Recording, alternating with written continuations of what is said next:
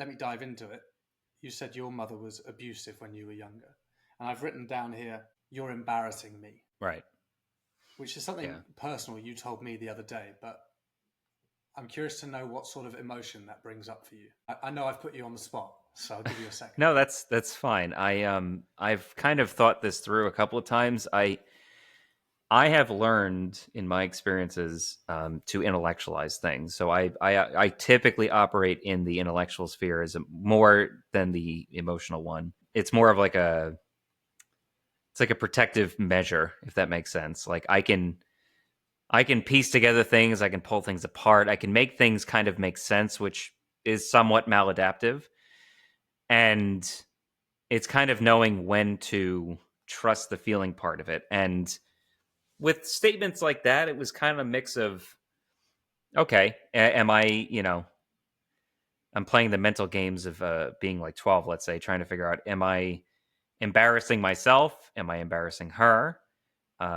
Is there something to this? Like, am I really that out of control? And typically, I don't think that was necessarily the case. It was more of like, you know, a brash 12-year-old boy just having fun in a lot of ways.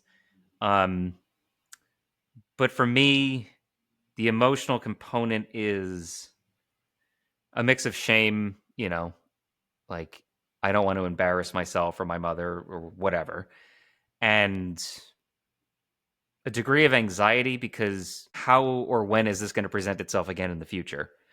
Um, Especially if that messaging is communicated somewhat frequently, then it becomes, how am I doing that? Like, it's one thing to say to somebody, the behavior that you exhibited, like, when you were running around in the at the bowling alley, let's say, was really disruptive and you almost ran into somebody. When you give somebody like the realistic sense of how their behavior could impact someone else or themselves, that's one thing. Like, that's usable tools to be aware of next time, let's say.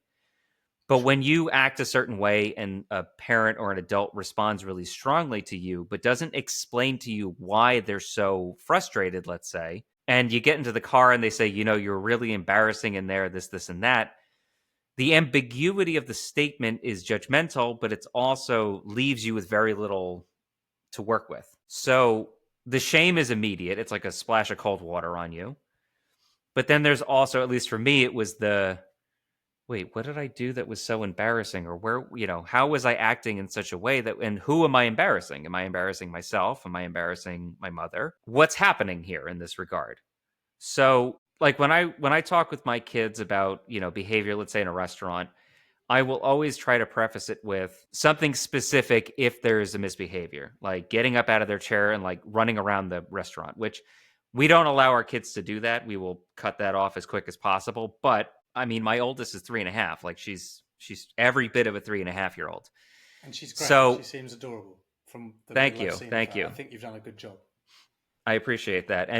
But we'll talk with her. That's the most important part. Like, we'll lay out for her the specifics. And we also are very careful about not framing this as you're a bad kid or you misbehave all the time. It's, listen, in the restaurant, you were getting up out of your chair, you knocked into someone else's chair.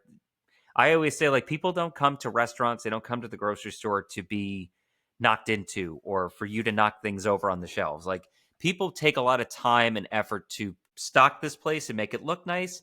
The least we can do is behave in this place. And like I said, I always try to frame things from a specific, measurable way and try to give her next steps whenever I can. And if I'm feeling super frustrated about something, or if I'm really emotionally involved in the process, I will do the best I can to take that deep breath and really try to remind myself of, this is my child. Communication's important. My frustration is temporary and it will go away. So if I don't watch what I say or do now, this may become a bit of a habit. And I don't want my kid to tense up or anticipate, daddy's getting upset and now I'm going to have to deal with the fallout, if you will. So that was, for me, from my experiences with my mom specifically, but my parents to an extent, it was a lot of ambiguity. It was a lot of immediate shame and guilt about things, but not really being given the conversation or the tools to do anything about it either. and it's just like that walking on eggshells of, am I going to upset mom, or, what's going to kind of happen here? And am I truly embarrassing myself or somebody? And, what do I do about all that? Or can I do anything about it? Unfortunately for both of us, because my mother was the same as we discussed off camera, we weren't given constructive feedback. And I don't know about for you, but for me, it was always about my mother's feelings rather than helping me develop as a young child. Oh, you Right. embarrassed me. You made me look stupid. Or Yeah. why can you never behave? This is why Right. nobody likes you. And it's Yes. always very aggressive and mean statements that I think for both of us really left a mark until, and probably still leave some sort of a mark. They do for me until Mm. you've got older and you start to realize that they weren't fair. They weren't, that your mother was too self absorbed and focused on herself to really nurture a young person. Right. Yeah. I think that's a fair assessment. Um, and I will say, having had kids, like, some of this is put into perspective of like just how much can happen chaotically in a house, in a restaurant, in a grocery store. Like, there's a chain of events. Like, I get it. The difference is catching it, catching my emotions, catching my reactiveness before it happens. You As know, an adult, like, you mean? as an adult, as a parent myself right now. But that is, when you talk about like not having the tools, like the training as a kid or as a young adult to do those things, the reparenting a thing and the catching yourself before you react is incredibly difficult and taxing. And I'm sure you can relate to this. Like, when you don't trust yourself, like when you don't trust your approach to something, you second guess it, or you go, I is this really the right way to, am I doing this correctly? Because I know what didn't work. So I need to kind of come up with in the moment almost like a new constructive plan. And then you kind of realize, like, oh, I know my kid and I'm around her all the time and I'm establishing that trust and that rapport with them. I know how they act. I can work within the confines of their behavior and my expectations, but also remember that they're little. So, like, whereas in like a restaurant, you don't want them running around, but you can give them, like, we have a backyard, and that's the perfect place to like go nuts and have as much fun and yell and be as every bit of a kid as you can Be a be. 3-year-old. Exactly. But Yeah. then also remind them, like, in this context, perfect. Maybe keep it down a little bit because the neighbors are giving us a weird look. But like, when you're in certain environments, just look to me, look to what I'm doing, and modeling for them how to sit in the chair, how to eat properly, use your napkin, all that great stuff that, I don't know about you, but for me was kind of heavy-handedly reinforced in a very negative way. Yeah, if you didn't do it, you got hit or slapped or shouted at. Right. And the difference between your mother and you, I'm assuming, not knowing you as well as you know you, is that Right. you're making a conscious choice to be a good role model, and you're balanced. And unlike your mother was, as I've written down, very unpredictable. And my mother was the same. You didn't know how she was going to react, if she'd be angry, aggressive, manipulative, Mm. kind occasionally, sweet occasionally. Right. And you talk about self doubt. I'm pretty confident that's where my self doubt comes from, because the person around you who you're essentially, looking for feedback in the environment from is Right. unpredictable. And Mm. you don't know how they're going to react. And it makes you think, do I do this? Do I do that? Have I done that? We haven't even got into gaslighting, where someone will say to you, the plate in the restaurant was blue, when you knew in your head it was pink. And then you think, wait, was it blue? Right. I think that's the difference between you and your mother.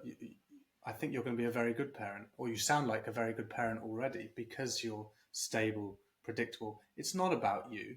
It's about you doing the best you can for your child, despite you having to work a job and do everything else you've got to do. You're Right. focused on the little thing you're trying to raise, right? Right. Yeah. Yeah. And on it, like, I've been to therapy and I'm back in therapy and it's been awesome. Um, As and awesome as therapy can be, when you pick apart your entire life and realize half of it's messed up. right. Well, you know what it was too? It's like, I guess I think about it sometimes, like, how, like, I've never broken a bone, but like, how if someone breaks a bone, they have to like set it correctly so it can heal correctly. Sure. But you're always going to feel a little bit of that either a little bit of pain or a little bit of discomfort in that spot where it broke, let's say. But a lot of childhood are these little tiny fractures, we'll call them. I don't know if the analogy is going to hold up, but um, if things aren't set correctly, like saying I'm sorry or having an honest conversation with somebody, especially a parent and child, these little things aren't set correctly. And then you're kind of gimping your way into adulthood, wondering why you're in so much pain, physically, emotionally, mentally, why you're having such a hard time keeping up with others, or at least the perception of which. And you go to therapy, let's say, and you can dive into the past. Like some therapists will focus on that. My guy uses CBT and REBT, so like cognitive behavioral and rational emotive behavioral therapy. And his part of his background is ADHD too, so it's been very helpful in that regard. And we do talk about the past at times, but we often focus on the here and now and like catching those negative thoughts. The thoughts inform, the beliefs inform the thoughts inform the behaviors, and it's like this triangle of action. And basically reframing and attacking black and white or all or nothing thinking and the if then statements that we have in our head or that we've been conditioned to believe from our experiences. And I have to say, in the months that I've been doing it, it has been very, I won't say transformative, but I will say it's been very good for me as a way of catching the negativity and unpacking it and saying, oh, well, you've been kind of running low on sleep the last couple of days and you're stressed because of X, Y, and Z events. Perhaps you're not being as kind to yourself or understanding or forgiving as you could be.